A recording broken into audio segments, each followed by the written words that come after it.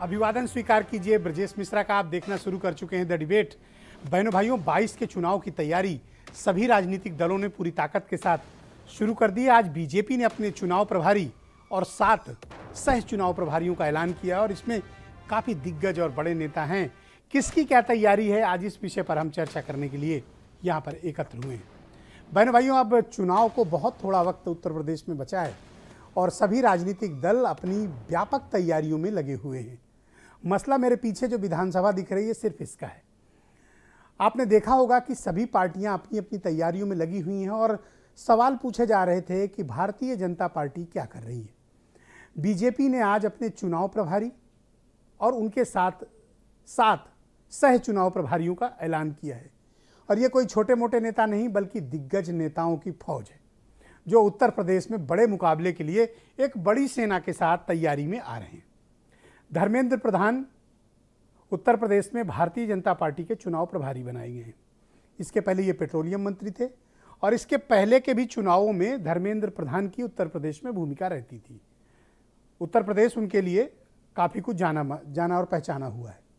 दूसरा महत्वपूर्ण नाम इस सूची में अनुराग सिंह ठाकुर का है जो इस वक्त भारतीय जनता पार्टी में ब्लू आइड बॉय हैं और केंद्रीय सूचना और प्रसारण मंत्री हैं और भारतीय जनता पार्टी की केंद्र की सरकार के एक तरह से प्रवक्ता भी हैं सरकार के। उनकी भूमिका को भी काफ़ी महत्वपूर्ण तौर पर उत्तर प्रदेश में देखा जा रहा है। तो बीजेपी ने 7 चुनाव प्रभारी तय कर दिए हैं और इसके अलावा 6 हिस्सों में उत्तर प्रदेश को बांटकर उसके संगठन के प्रभारियों की अलग घोषणा की है। बताया जा रहा है कि अमित शाह भी अगले हफ्ते 10 दिन में उत्तर प्रदेश में कैंप करेंगे और वो फिर नियमित रूप से उत्तर प्रदेश में आते जाते भी रहेंगे। चुनाव की पूरी मॉनिटरिंग उत्तर प्रदेश में भारतीय जनता पार्टी चुनाव कैसे लड़ेगी, इसकी ओवरऑल मॉनिटरिंग और सुपरविजन गृह मंत्री अमित शाह खुद करेंगे। चूंकि 17 का चुनाव उन्होंने खुद लड़ा और खुद जितवाया था, लिहाजा उनसे ज़्यादा अनुभवी बीजेपी के पास कोई नहीं है जो उत्तर प्रदेश जैसी है खतरनाक और बहुत तेज गुगली वाली पिच पर बीजेपी को चुनाव लड़ाए।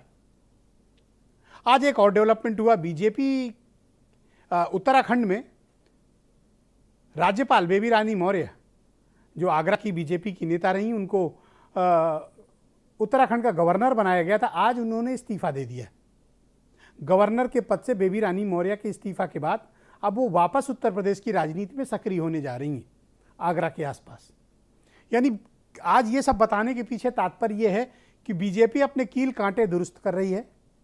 अपनी सेनाओं के कौन किस मोर्चे पे कौन रहेगा सबकी तैयारी उन्होंने शुरू कर दी है और उत्तर प्रदेश में वो एक गंभीर मुकाबले के लिए तैयार हैं। क्या यही वो टीम है जिसके साथ बीजेपी उत्तर प्रदेश में 22 के चुनाव में जाना चाहती है? जवाब है हाँ, यही वो टीम है और इस टीम का नेतृत्व चुनाव लड़ाने वालों में खुद केंद्रीय गृह मंत्री अमित शाह करने वाले हैं। और प्रधानमंत्री नरेंद्र मोदी इस महीने के प्रारंभ तीसरे सप्ताह से उत्तर प्रदेश के नियमित दौरे पर आने वाले हैं और इस महीने उनका 2 बार उत्तर प्रदेश का दौरा रहेगा। अलीगढ़ के बाद वो 26 तारीख को लखनऊ में भी एक कार्यक्रम में शिरकत करेंगे। यानी बीजेपी ने अपनी ओवरऑल प्लानिंग करके अपने इक्वेशंस फिट कर दिए हैं। तो क्या बीजेपी की ये टीम उत्तर प्रदेश में उनको सत्ता में वापसी दिला पाएगी?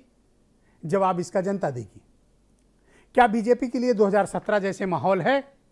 जवाब है नहीं। तो फिर बीजेपी विपक्ष का मुकाबला उत्तर प्रदेश में कैसे करेगी? 2017 से 2022 तक गोमती में बहुत पानी बह चुका है। लखनऊ वो वाला लखनऊ नहीं रहा जो पहले 2017 में था। गंगा और यमुना में भी बहुत पानी बह चुका है। अब वो वैसी नहीं रही जैसी थी और वहाँ भी बहुत पानी बह चुका है। उत्तर प्रदेश बहुत बदल चुका है।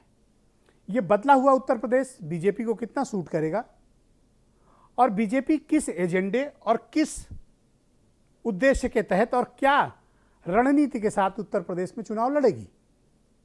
क्योंकि 5 साल की इस गवर्नमेंट को बीजेपी को जवाब भी देना है जनता को 5 सालों के अपने कार्यकाल का, 5 साल पहले जनता से किए गए वायदे का, विपक्ष के आक्रामक हमले का।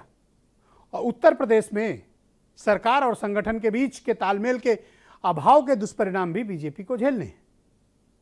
गुटबाजी भी उत्तर प्रदेश में बीजेपी में खूब है। सत्ता का रोग जो दूसरों को लगा है वो बीजेपी में भी लगा है। कानून व्यवस्था से लेकर भ्रष्टाचार तक के गंभीर आरोप सरकार पर हैं, इनका जवाब भी सरकार को देना पड़ेगा। इसीलिए मैं कह रहा हूं कि जो 2017 का माहौल था वैसा माहौल नहीं है। 2017 में जिन मायावती को कमजोर माना जाता था वो मायावती अब कमजोर भी नहीं है। प्रबुद्ध सम्मेलनों के जरिए उन्होंने अपनी ताकत दिखाई और जो लार्जेस्ट अपोजिशन है समाजवादी पार्टी, ये 2017 की तरह बिखरा हुआ नहीं है। 2017 में समाजवादी पार्टी बिखरी हुई थी, पार्टी में गुटबाजी थी, परिवार में लड़ाई थी, सरकार की कार्यशैली पर सवाल थे। लेकिन वो समाजवादी पार्टी अब एकजुट है, इकट्ठी है और लड़ रही है। एक और फैक्टर कांग्रेस का भी है। कांग्रेस को जो लोग ये मान रहे हैं कि खत्म है, दरअसल उन्हें विचार करना चाहिए। कांग्रेस अपना ग्राउंड पे भले न दिख रही हो, लेकिन कांग्रेस ने अपने संगठन उत्तर प्रदेश में तैयार कर लिए हैं। ये बात शायद बहुत कम लोग जानते हैं, लेकिन हमारे दर्शकों को ये पता होना चाहिए। कांग्रेस ने न्याय पंचायत स्तर से लेकर प्रदेश स्तर तक अपने संगठन को खड़ा करने में एक बड़ी कामयाबी हासिल की है। अब ये अलग बात है कि वोटों में कन्वर्ट होती है नहीं होती है, ये एक राजनीतिक सवाल हो सकता है। उसी तरह आम आदमी पार्टी है। महज 1 साल के भीतर इस पार्टी ने चमत्कारिक तौर पर उत्तर प्रदेश में अपनी जड़ें जमाई हैं।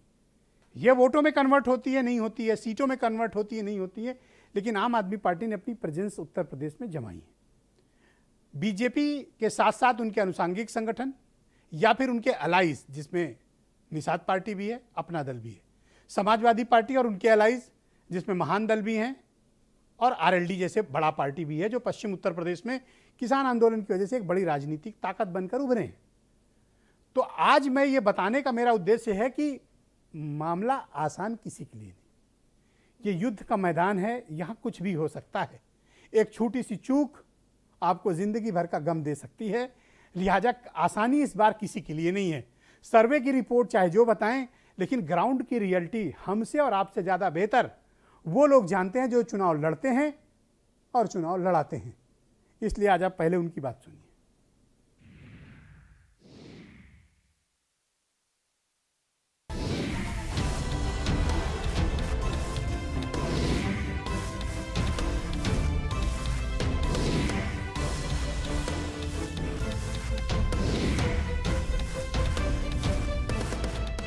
भारतीय जनता पार्टी के काम करने का एक तरीका है। उसी भारतीय जनता पार्टी की वर्किंग स्टाइल के अनुरूप भारतीय जनता पार्टी के प्रदेश के स्तर पर प्रभारियों की एक टीम नियुक्त की गई है और उसके नेतृत्व में भारतीय जनता पार्टी के चुनाव अभियान को आगे बढ़ाया जाएगा।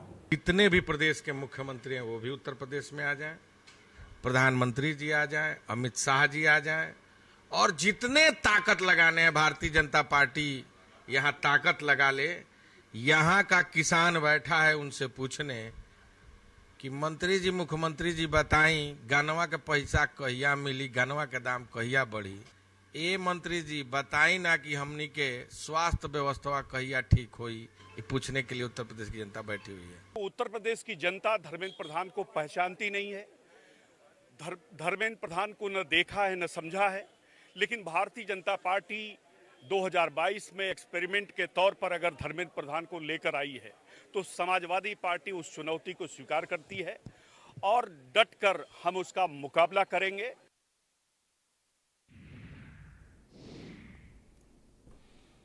तो मामला बहुत ही दिलचस्प है और ये देखना पड़ेगा कि उत्तर प्रदेश का चुनाव का ऊंट किस करवट बैठ